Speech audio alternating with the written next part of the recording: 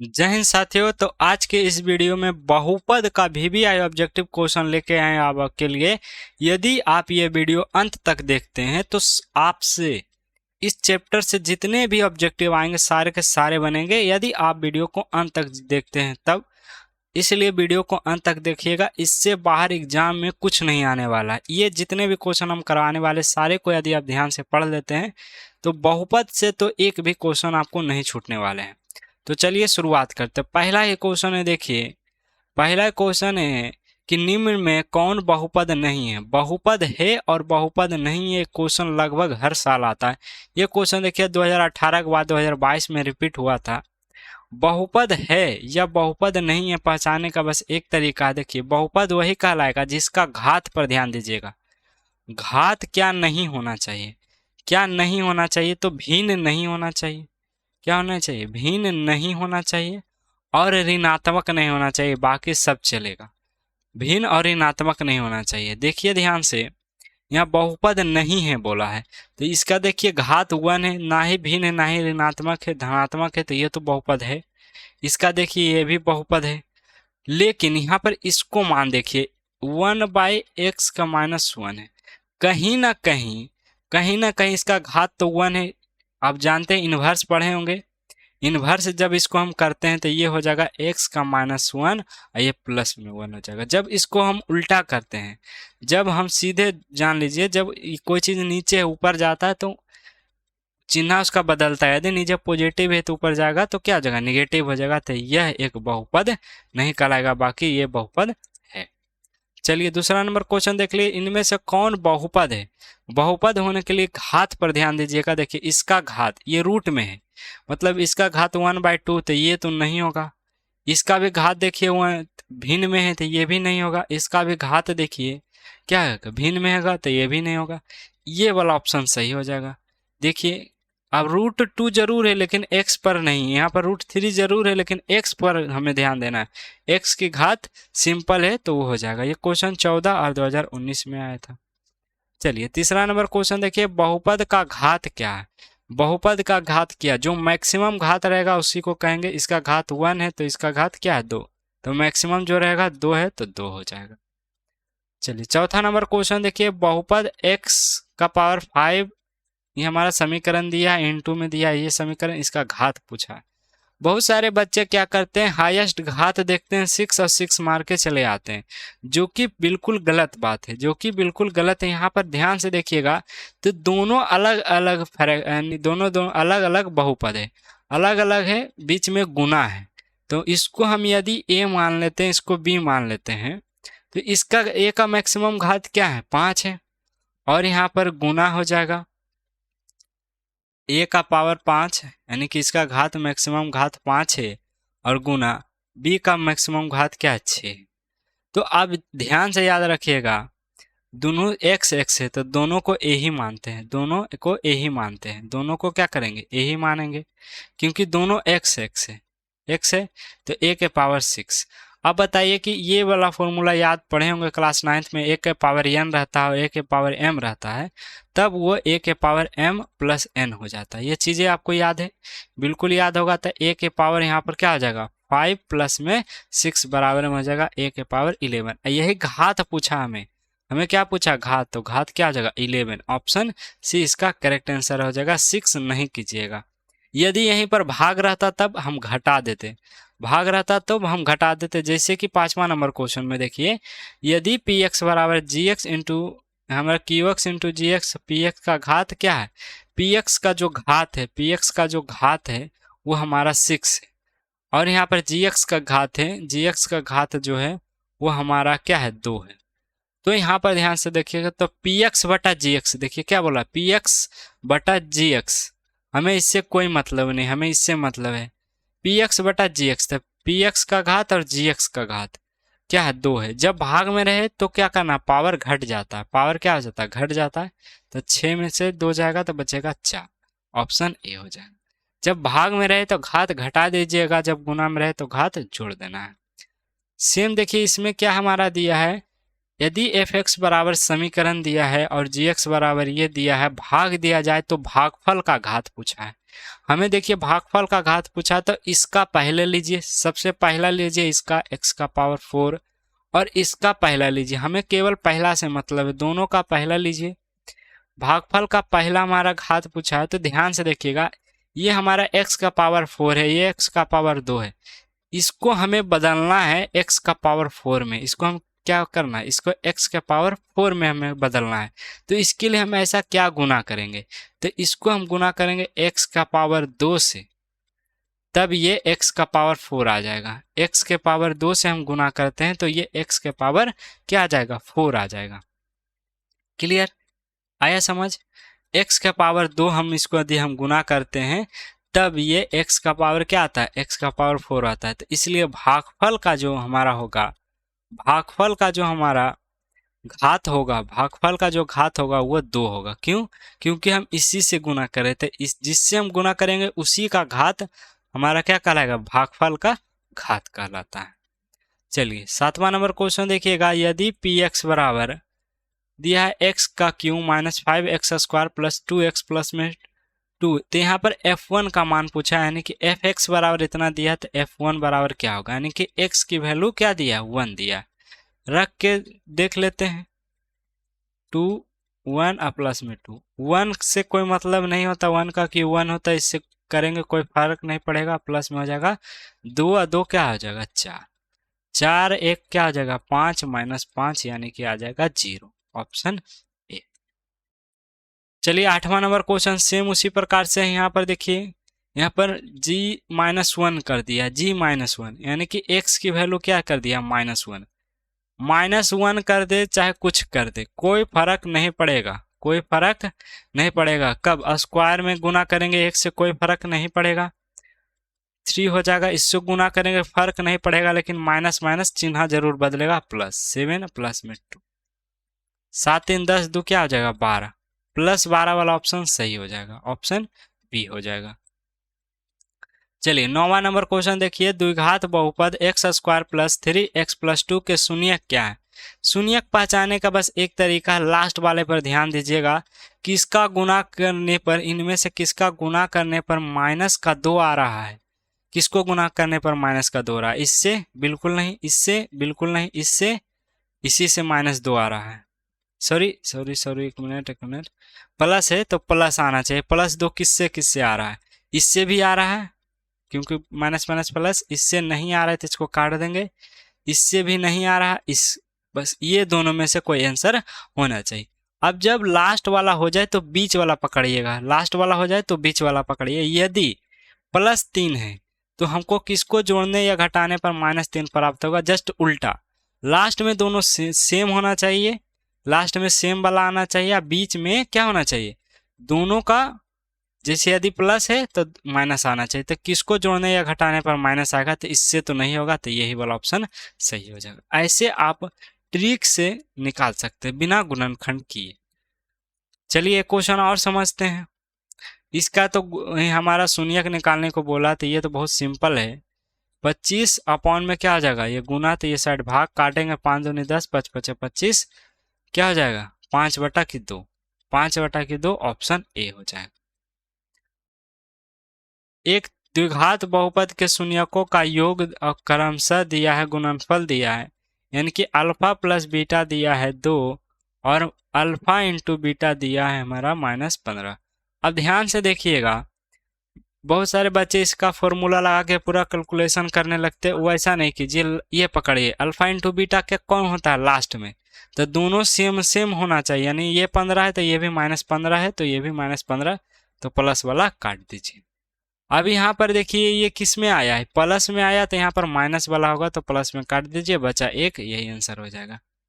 बिना कैलकुलेशन किए इस प्रकार से आप निकाल सकते हैं, कोई कैलकुलेशन करने की जरूरत नहीं है। 12 के बाद 2018 में एक क्वेश्चन आया था।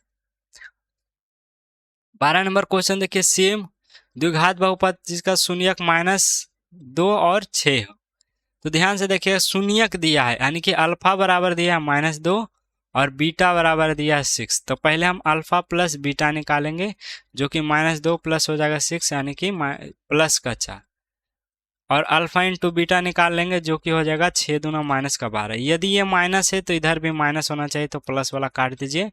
लास्ट में 12 होना चाहिए, तो ये तो होगा नहीं, ये तो होगा नहीं, ये दोनों में से कोई होगा। ये क्या, यहाँ क्या आया प्लस में, तो यहाँ माइनस वाला होना चाहिए, तो ये कट जाएगा, ये वाला हो जाएगा। क्लियर? क्या करना है, अल्फा प्लस बीटा का उल्टा देखना है।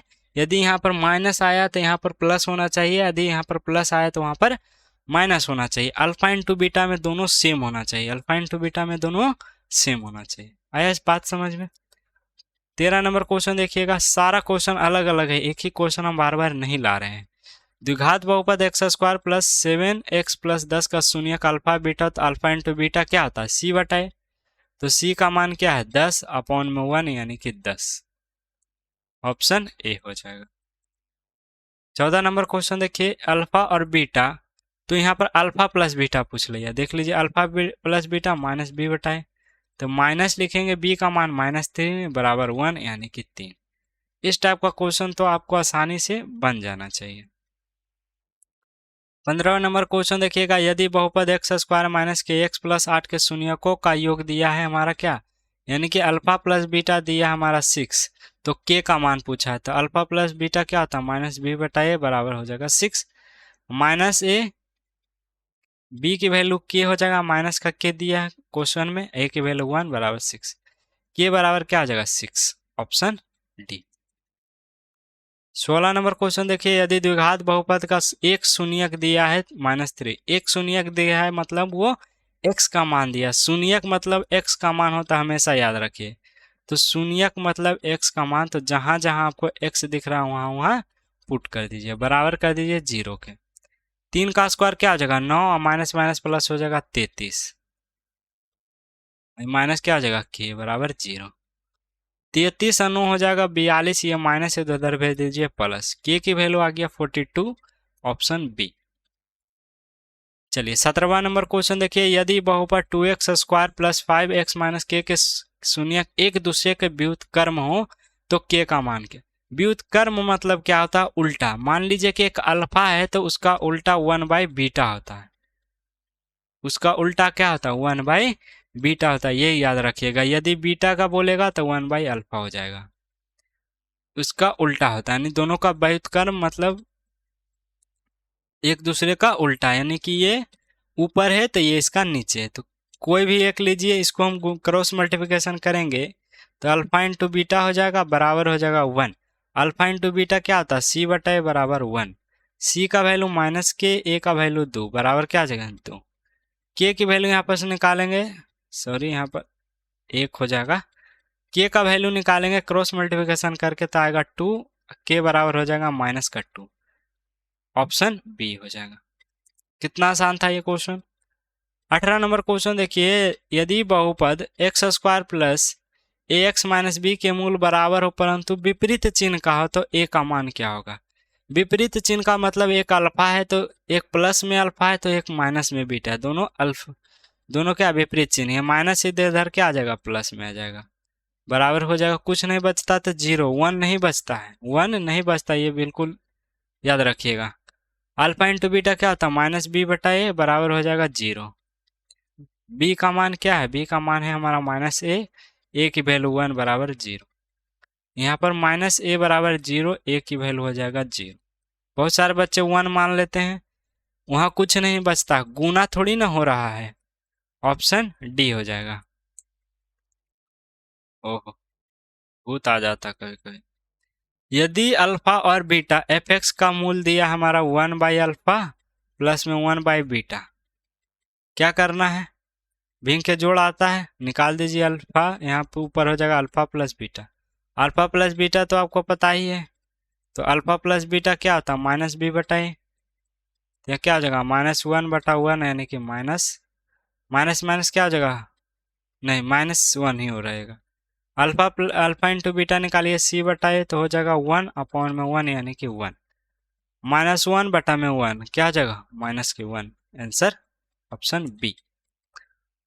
सेम उसी प्रकार से दिया, देखिए 2026 का ये क्वेश्चन है, कुछ नहीं किया है। वो हम बोले थे ना आपको कि यदि किसी का पावर x-1 है मतलब वो इस रूप में था, वो किस रूप में था, ये इस रूप में था। तो उसी को इस रूप में लिख सकते हैं, बिल्कुल लिख सकते हैं। यदि ए का अल्फा का इन्वर्स 1 है तो माने मतलब 1 बाई अल्फा है और वहाँ पर 1 बाई बीटा है। सेम चीज़ है, उसी प्रकार से अल्फा इंटू बीटा और अल्फा प्लस बीटा हो जाएगा।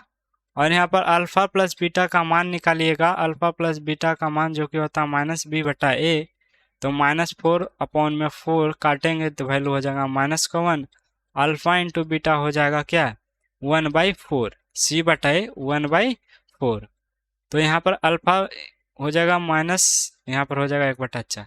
ये 4 क्या है, ये 4 हमारा भाग में ऊपर चला जाएगा गुना में, तो यह हो जाएगा -4/1, यानी कि -4। Option B.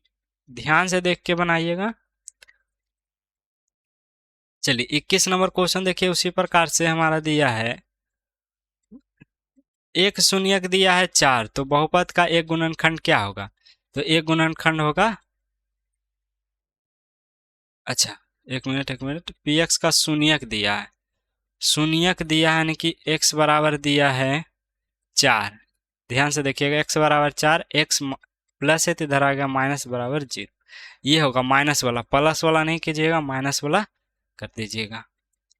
22 नंबर क्वेश्चन देखिए, एक शून्यक हो तो क्या इसका गुणनखंड क्या होगा। तो x बराबर दिया है -1, तो x की वैल्यू माइनस है तो इधर आ गया प्लस बराबर 1।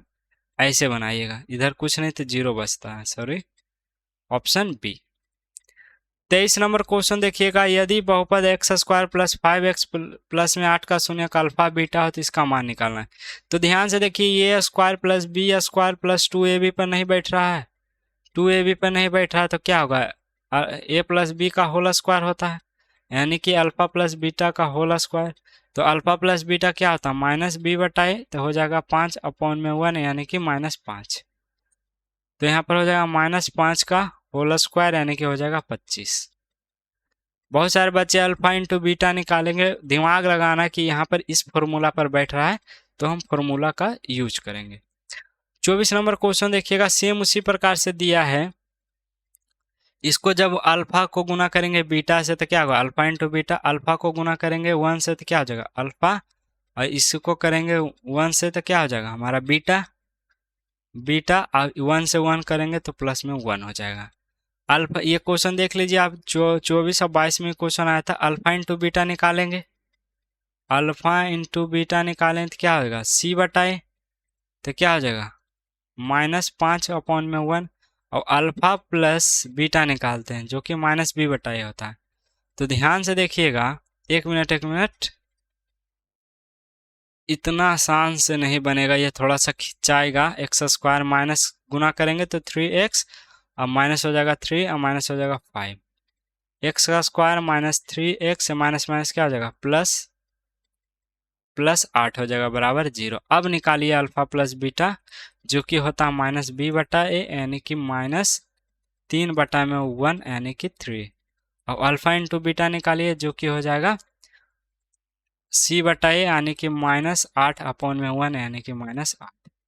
अल्फा इंटू बीटा -8, और ये प्लस में 3 प्लस में 1 हो जाएगा, -8 माइनस माइनस प्लस -4 हो जाएगा, 8 में से 4 जाएगा तो -4 हो जाएगा। ऑप्शन सी हो जाएगा इसका करेक्ट आंसर। 25 नंबर क्वेश्चन देख लीजिएगा, यदि बहुपद x का क्यू हमें निकालना है, alpha into beta into gamma क्या होता है -d/a। ओह नहीं, वो वाला नहीं है, यहाँ alpha into beta into gamma क्या होता है, alpha into beta into gamma होता है, शायद d/a ही होता है, d/a माइनस d/a नहीं, c/a, हाँ c/a होता है ना, alpha into beta into gamma c/a, तो c का वैल्यू 1, इसका भी 1, तो बराबर क्या हो जाएगा 1। ऑप्शन बी हो जाएगा। देखिए, ये alpha into beta plus beta into gamma, इसका फॉर्मूला क्या होता है, इसका फॉर्मूला डायरेक्ट याद रखें -b/a होता है।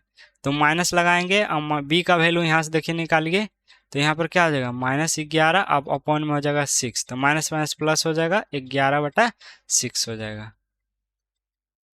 11/6। ऑप्शन बी वाला कर लीजिए, इसमें शायद उल्टा लिखा किया, ये वाला ऑप्शन है, उल्टा लिखा गया 11/6। ऑप्शन क्या हो जाएगा? डी हो जाएगा। 27 नंबर क्वेश्चन देख लीजिए। यदि शून्यक 7 7 वाले गुणीय बहुपद की संख्या क्या होगी? शून्यक 2 है तो बहुपद की संख्या अनगिनत होगी। बहुपद की संख्या क्या होगी? अनगिनत होगी। 28 नंबर क्वेश्चन देखिए। रैखिक बहुपद का शून्यक क्या कहलाता है? रैखिक बहुपद का शून्यक 1 कहलाता है। रैखिक बहुपद का शून्यक 1 कहलाता है। बहुपद ax² plus bx plus c का आलेख क्या होगा? द्विघात बहुपद का जो आलेख होता है वो परवलय होता है। द्विघात बहुपद का आलेख क्या होता है? परवलय होता है। त्रिघात बहुपद का रूप क्या होता है? ये वाला होगा ax³ प्लस bx² प्लस में cx प्लस में d, जहां a नॉट इक्वल टू 0। ये इसका व्यापक रूप होता है। 23 नंबर क्वेश्चन देख लिए। भाग एल्गोरिदम, ये लगता है चैप्टर नंबर 1 का क्वेश्चन आ गया, तो इसको छोड़ते हैं। x का पावर n प्लस 1 का एक गुणांक x प्लस में 1 तभी, सिर्फ तभी जब n कोई क्या है? एक कोई क्या है? धनात्मक पूर्णांक होना चाहिए। धनात्मक पूर्णांक मतलब क्या है? देखिए ये इसका n का पावर क्या होना चाहिए? धनात्मक पूर्णांक होना चाहिए। ऋणात्मक होगा तो वो तो बहुपद होगा ही नहीं, वो तो होगा ही नहीं। यहाँ पर विषम सम से कोई मतलब नहीं है हमें। तो इस प्रकार से इस चैप्टर से आपको यदि 32 क्वेश्चन पढ़ लेते हैं तो इससे बाहर आपको कोई भी क्वेश्चन नहीं आने वाला है। इसी पर केवल अंक चेंज करके आपको दे सकता है। इसका कोई गारंटी नहीं होता मैथ में कि आपको अंक तक लड़े। कभी कभी पूछ देता है, रिपीट कर देता है, लेकिन अधिकतर बार अंक जरूर चेंज करके देता है। यदि आपके पास क्वेश्चन बैंक है, ये 32 क्वेश्चन पढ़ लीजिए, उसके बाद आपके पास क्वेश्चन बैंक है तो बनाइएगा बहुपद का क्वेश्चन, सारा का सारा बनेगा, यदि आप इस क्लास को अच्छे तरीके से देखे होंगे तब। तो इसी प्रकार से अगले चैप्टर का ऑब्जेक्टिव पढ़ने से पहले हम सब्जेक्टिव क्वेश्चन पर भी ध्यान देंगे, क्योंकि मैथ में 50 नंबर का यदि ऑब्जेक्टिव आता है तो 50 नंबर का सब्जेक्टिव भी आता है, तो उस पर भी उतना ही ध्यान देना जितना कि ऑब्जेक्टिव। तो इसका सब्जेक्टिव पढ़ने के लिए चैनल को सब्सक्राइब कर लीजिए।